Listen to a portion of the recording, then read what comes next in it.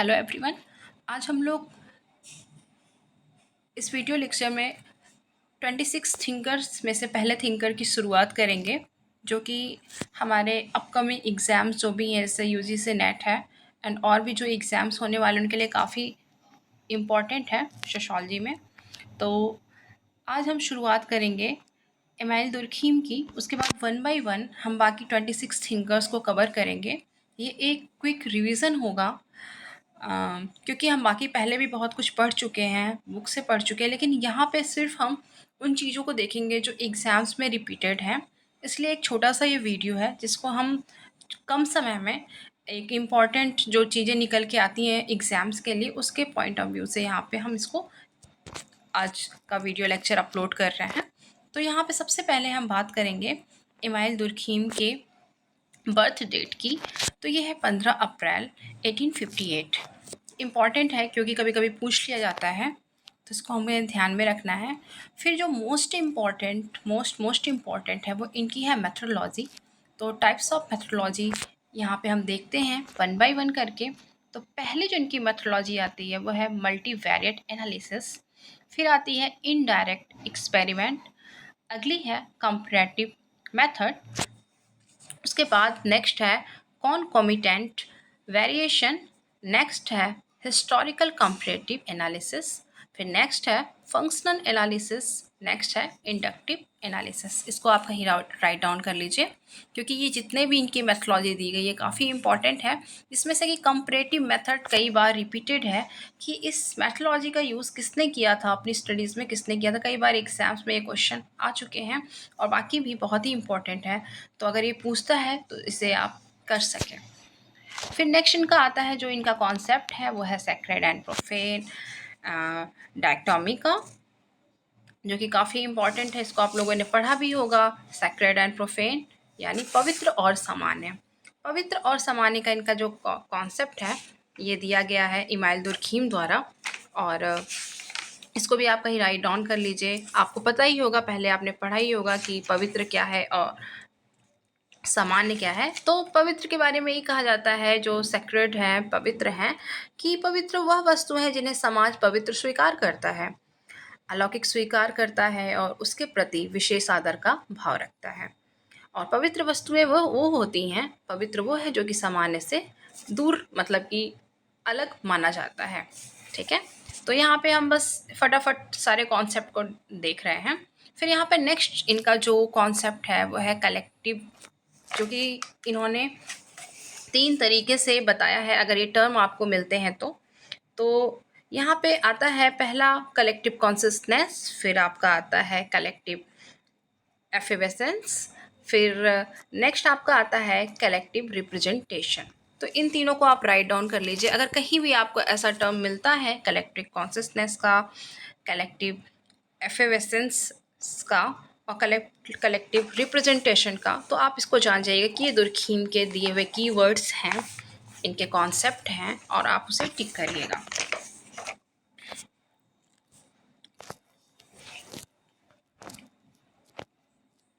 फिर इनका आता है सोशल फैक्ट दुर्खीम का, जो कि मोस्ट इम्पॉर्टेंट है। इसको आप लोगों ने पढ़ा होगा। सोशल फैक्ट इनका जो कॉन्सेप्ट है, इसको इन्होंने 2 पार्ट में डिवाइड करके बताया, मटेरियल एंड नॉन मटेरियल। ये इंपॉर्टेंट है, जिसे हम हिंदी में भौतिक और अभौतिक कहते हैं। फिर यहाँ पे नेक्स्ट इनका कॉन्सेप्ट है वो सोशल करेंट का कॉन्सेप्ट है।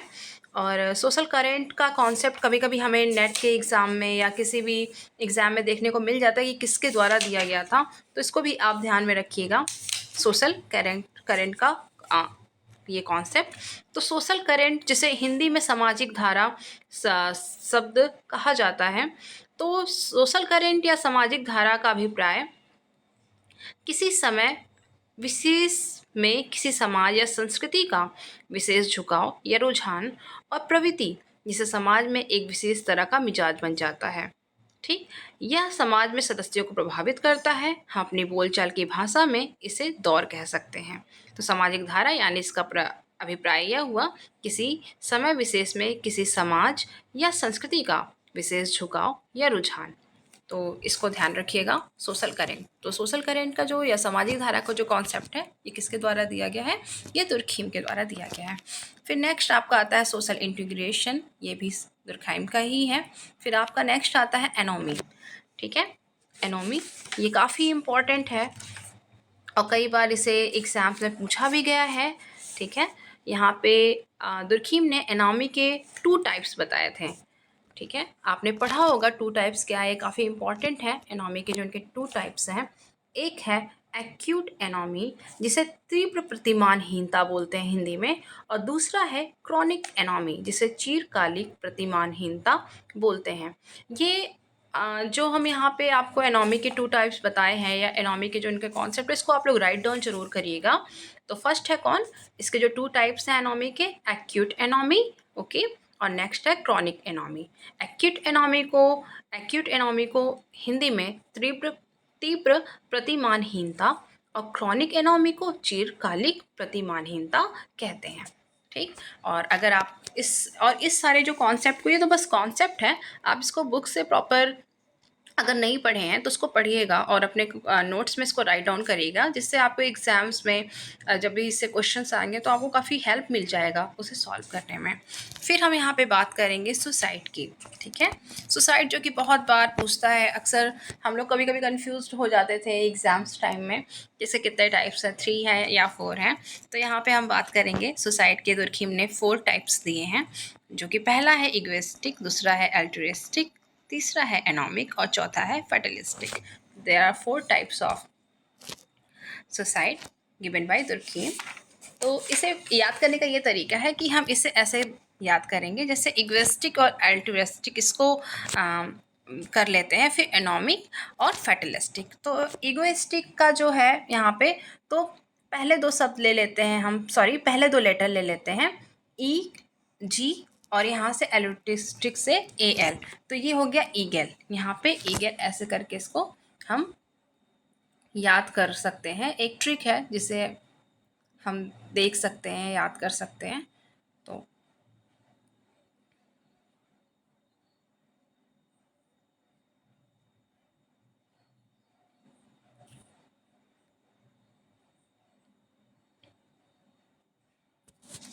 तो यहाँ पे इग्वेस्टिक और एल्ट्रुइस्टिक, यहाँ पे ई जी ए एल, ईगल, इस तरीके से हम ईगल, ये हो गया दो लेटर्स हो गए इसके, और एनोमिक और फैटलिस्टिक, ठीक। तो यहाँ पे एनोमी और फैटलिस्टिक का पहले 2 लेटर्स हो गए एनोमी के ए एन, और फैटलिस्टिक के 2 लेटर हो गए एफ एम।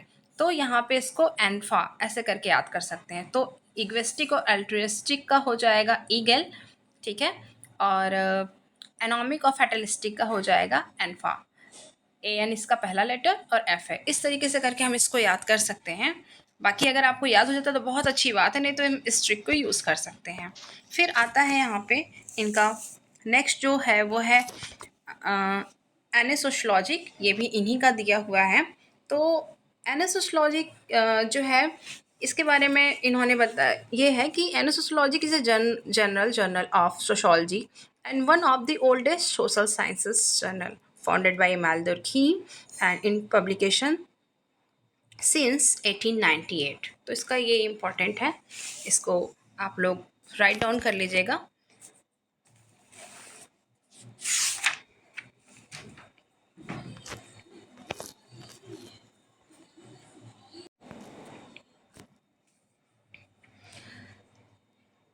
या हम कह सकते हैं इस तरीके से कि 1898 यानी 1898 में समाजशास्त्र की पहली पत्रिका एनेसोशलॉजिका को आरंभ करने का श्रेय इमाइल दुर्खीम को जाता है। यह पत्रिका, जो कि दुर्खीम के तरह के अध्ययन पर विशेष केंद्रित रही, यह 1913 तक प्रकाशित होती रही। तो ये इम्पॉर्टेंट है इसलिए एनेसोशलॉजिका, जो कि 1898 से में पहली बार इस पत्रिका को शुरू किया गया था इमाइल दुर्खीम के द्वारा। फिर नेक्स्ट हम बात करते हैं सोसाइटी को रिलीजन से जोड़ते हैं दुर्खीम, बल्कि और ये उनका एक फेमस स्टेटमेंट है कि सोसाइटी इज़ मतलब यहाँ पे ये जोड़ते हैं कि religion is nothing but our society. तो दुर्खीम का ये बहुत ही फेमस सेंटेंस है रिलीजन को लेके, सोसाइटी को लेके, कि religion is nothing but our society, ऐसा इनका कहना है। फिर इन्होंने एक टर्म और यूज़ किया है, हेवन। तो हेवन को इन्होंने, हेवन के बारे में इन्होंने कहा है कि ये ग्लोरीफाइड सोसाइटी, एक ऐसी जगह जहाँ की कोई कमी नहीं है, कोई गलतियाँ नहीं हैं, कोई भी तरह की प्रॉब्लम नहीं है। तो इस तरह के समाज को, इस तरह की जगह को हम ग्लोरीफाइड सोसाइटी कहते हैं। ठीक, तो ग्लोरीफाइड सोसाइटी या हेवन ऐसा अगर टर्म आता है तो आप जान जाइएगा कि ये इमाइल दुर्खीम के द्वारा दिया गया है। फिर बात करते हैं डिवीज़न ऑफ लेबर की। तो दुर्खीम ने यहाँ पे डिवीज़न ऑफ लेबर, इनका जो कॉन्सेप्ट है बहुत ही इम्पॉर्टेंट है, श्रम विभाजन बहुत ही इम्पॉर्टेंट है। इसको, ये सभी को ही पता होगा कि श्रम विभाजन के बारे में इमाइल दुर्खीम ने बात किया था। फिर यहाँ पे आती है बात टाइप्स ऑफ सॉलिडेटरी की। तो मैकेनिकल एंड ऑर्गेनिक, इन्होंने दो तरह के सॉलिडेटरी की बात की थी, मैकेनिक और ऑर्गेनिक।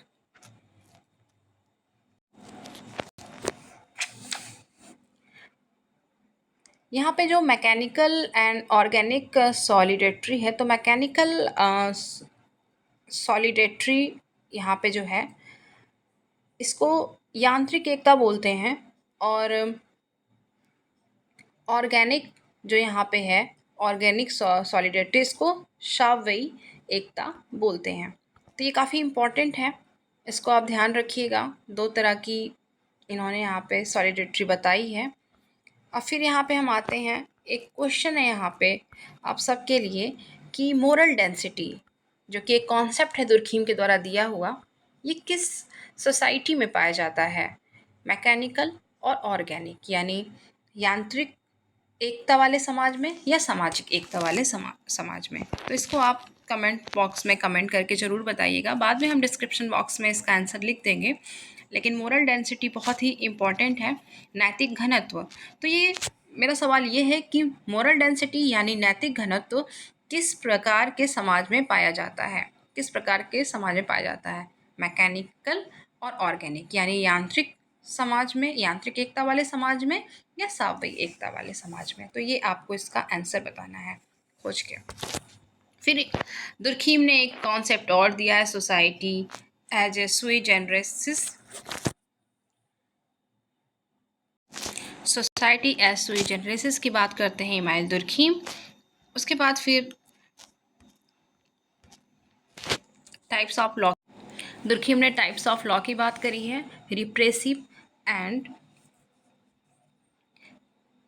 रेडिस्ट्रिब्यूटिव, दो तरह के इन्होंने लॉ की बात करी है। इसका आप लोग हिंदी पे देख लीजिएगा जो हिंदी मीडियम से हैं। फिर इनका आता है next, totems in Arunta tribe of Australia, ये भी इनकी स्टडी थी, जो इन्होंने टोटम की स्टडी की थी, वो अरुंटा ट्राइब जो कि ऑस्ट्रेलिया की थी उसमें की थी। ये मोस्ट इम्पॉर्टेंट है, ये मोस्टली स्टूडेंट्स को पता भी होगा। फिर नेक्स्ट इनका एक सेंटेंस आता है, ब्लेम्ड एजुकेशन, ब्लेम्ड एजुकेशन की इन्होंने बात की है, blamed education as a coercive passing down of dominant idea to generation.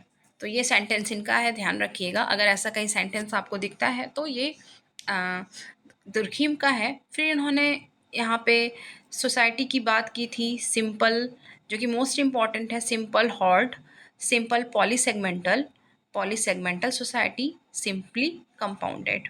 तो ये सारे टर्म्स आप देख लीजिएगा, ये मोस्ट इम्पॉर्टेंट है। और created the first academic discipline of society, ये भी इनका बहुत ही इम्पॉर्टेंट है कि created the first academic discipline of sociology. और इनका एक छूट गया था, जो यहाँ पे जो एक इम्पॉर्टेंट इनका कॉन्सेप्ट है सोशल कोहेजन का, इसको भी आप राइट डाउन कर लीजिएगा। तो ये था आज का एक क्विक रिवीजन के लिए एक छोटा सा वीडियो लेक्चर, जिसमें सिर्फ और सिर्फ इमाइल दुर्खीम के जो एग्ज़ाम में आए हुए इम्पॉर्टेंट कॉन्सेप्ट हैं, मेथोलॉजी है, उससे रिलेटेड था। इसको आप अपनी कॉपी में लिख लीजिएगा और इसको पढ़िएगा। और ये बस कॉन्सेप्ट है, मेथोलॉजी है, लेकिन अगर आपको इसको पढ़ना है तो आप इसको बुक से प्रॉपर पढ़िएगा, जिससे ये अच्छे से आपको समझ में आ जाए। ये बस एक छोटा-सा एक रिवीजन था, जो यहाँ पे हम एक क्विक रिवीजन के लिए एक वीडियो लेक्चर तैयार किए थे, जिससे कि हम 12 से 15 मिनट में तुरंत इसे देख सकें। बाकी अब जो नेक्स्ट थिंकर है, जो उनके नेक्स्ट थिंकर आएँगे वो वेबर पे होगा, तो उसको हम नेक्स्ट वीडियो लेक्चर में हम उसको डिस्कस करेंगे। तो आज के लिए इतना ही। Thank you.